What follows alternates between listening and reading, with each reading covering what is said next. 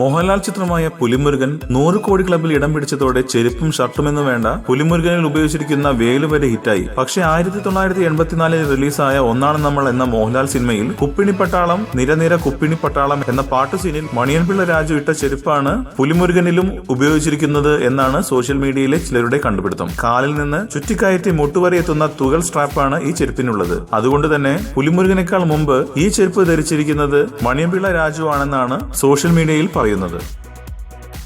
കൂടുതൽ സിനിമാ വാർത്തകൾക്കും വിശേഷങ്ങൾക്കും ഇപ്പോൾ തന്നെ സബ്സ്ക്രൈബ് ചെയ്യൂ മലയാളം ക്രിയേഷൻസ്.